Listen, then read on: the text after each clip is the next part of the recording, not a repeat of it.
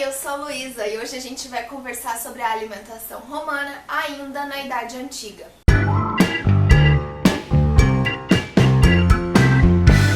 Os romanos davam muita importância para sua alimentação.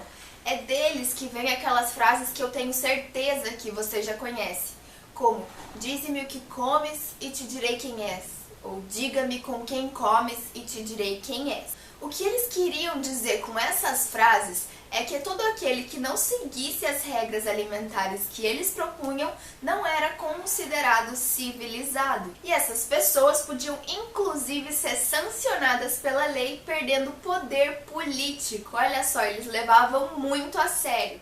Para os romanos, os alimentos que saem da horta, como frutas, verduras, legumes, são considerados os mais civilizados.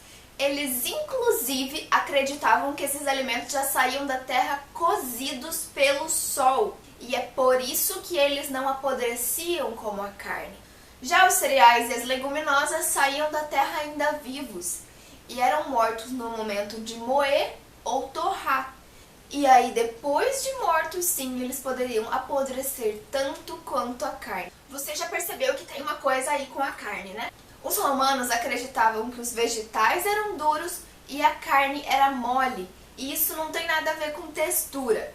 Eles explicam que duro é aquilo que não se desfaz e mole aquilo que está prestes a se desfazer. Ou seja, a cultura endurece e a selvageria amolece. A carne, então, não restaura o homem civilizado. No último vídeo sobre a Grécia, eu te falei que os gregos acreditavam que o pão era um alimento que tinha mais equilíbrio.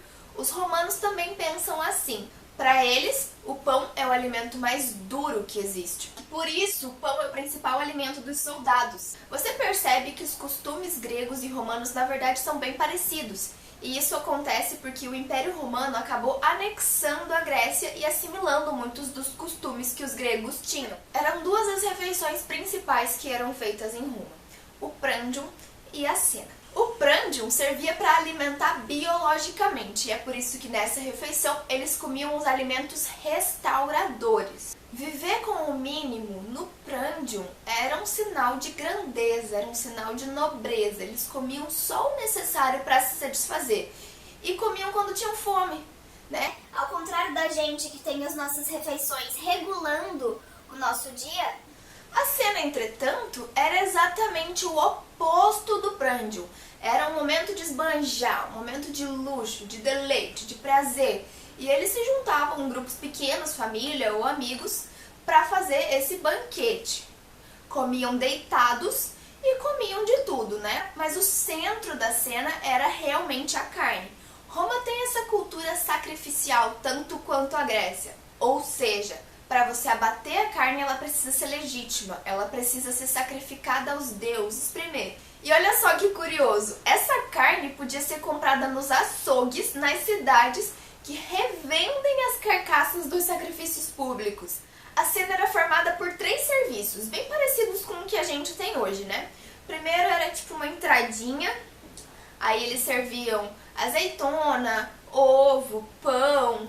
Depois vinha o principal, que era o espetáculo da carne. E depois o terceiro serviço eram frutas, sejam elas secas ou frescas. Eles também bebiam vinho, mas diferente da Grécia, eles não costumavam fazer um ritual de socialização por isso. O autor Florencio Dupont caracteriza Roma nessa época como pão, couve e sacrifício, porque isso vai englobar as 3 esferas: o campo, a guerra e as festas. Os nobres romanos costumavam fazer doações de alimentos para aqueles que necessitavam. Era uma maneira de adquirir prestígio social. O governo tinha medo que um desses nobres se tornasse muito popular por isso. Acabou desenvolvendo uma das políticas de aprovisionamento mais bem-sucedidas da sua época. Aprovisionamento de alimentos significa armazenamento, mas esse armazenamento era usado justamente para distribuir aos que tinham fome.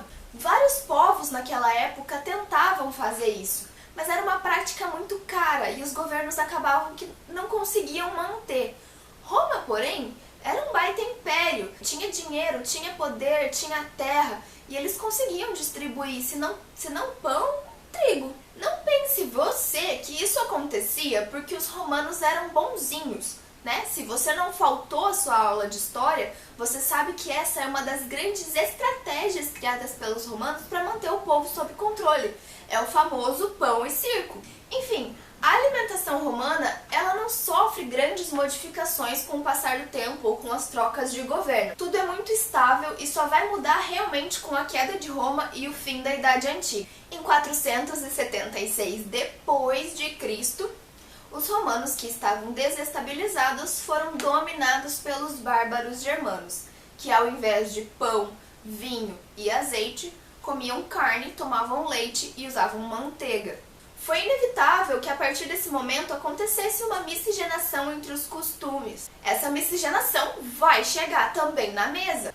A tradição do pão, do vinho e do azeite, ela só não vai se perder no meio dessa transição, porque nessa época tinha acontecido uma coisa muito importante que acabou sendo mais forte do que a dominação bárbara, que foi o nascimento de Jesus Cristo e a criação do cristianismo.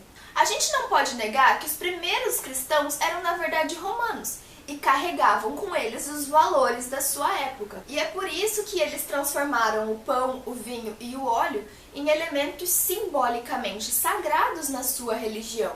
Os bárbaros, entretanto, vão estabelecer sim o seu domínio e no começo da Idade Média a gente vai começar a ver uma volta da valorização da caça e do campo. As referências bibliográficas usadas na produção desse vídeo podem ser encontradas na descrição. Eu espero que você tenha gostado e até a próxima!